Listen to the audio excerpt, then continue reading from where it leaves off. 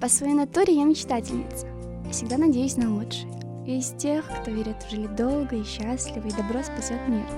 Все свои самые сокровенные мечты и желания записываю у себя в блокноте. Я пишу о своей будущей жизни, семье, любимой работе. Я очень-очень хочу большую семью, 10 детей. Но пока я маленькая, можно и собачку. Я пишу обо всем, что меня окружает. Счастье, любовь, неожиданные сюрпризы.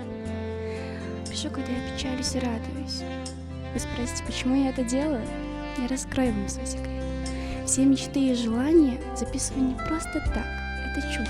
Возможно, вы не поверите, но они сбываются. Они и вправду сбываются. И я безумно рада, что теперь есть возможность делиться своими успехами и читать от других в блоге Манас Лайф.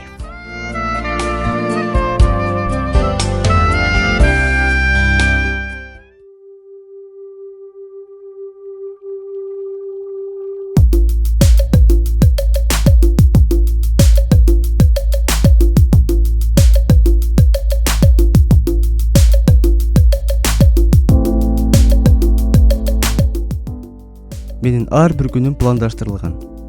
Ар бир мүнөтүмдү пайдалуу өткөрүүгө, эмгегимдин үзүрүн көрүүгө умтулам.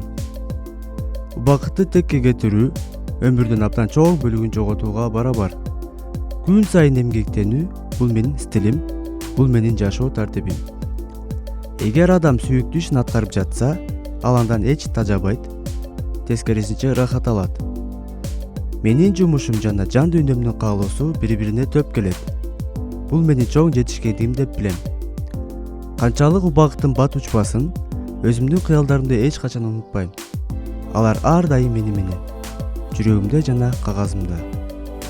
Кичине кезимден баштап кыялдарымды кагаз бетине түшүрүүгө көнгөм. Билесиңерби, бул иштейт. Ар бир жазган ой тилегим, максаттарым бардыгы бүгүн көрүп жаткан ийгиликтеримдин себепкерлери.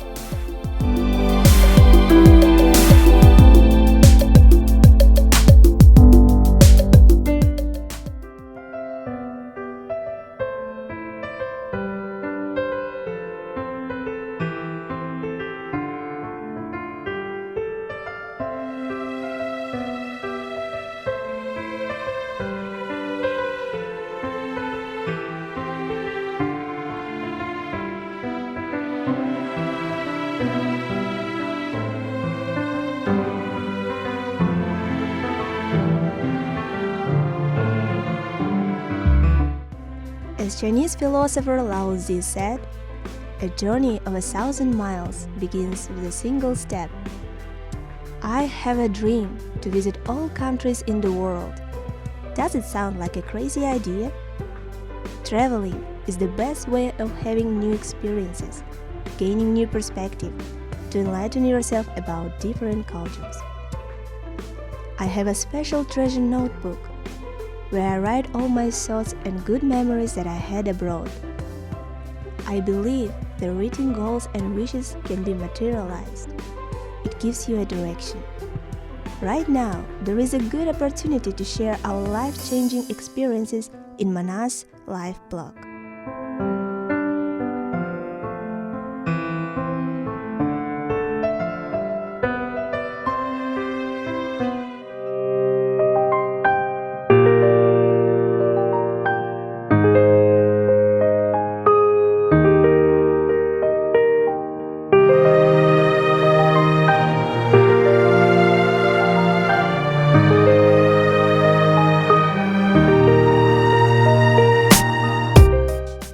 Daha önce hiç yazı yazdınız mı? Duygularınızı, düşüncelerinizi, dile getiremediklerinizi hiçbir yere yazdınız mı? Eğer yazdıysanız bunun ne demek olduğunu çok iyi biliyorsunuzdur. Eğer yazmadıysanız bir an önce başlamalısınız. Ben yazarak öğrendim hayatı. Dayanamadığım zamanlarda yazarak mutlu oldum. Çünkü öyledir ki yazmak, düşünemediklerinizi düşündürür. Hayallerinize ulaşmanızda yardım eder. Okumak bir insanı doldurur, konuşmak onu hazırlar, yazmak ise olgunlaştırır. Size mutluluğun sırrını vereyim arkadaşlar. Yazmak.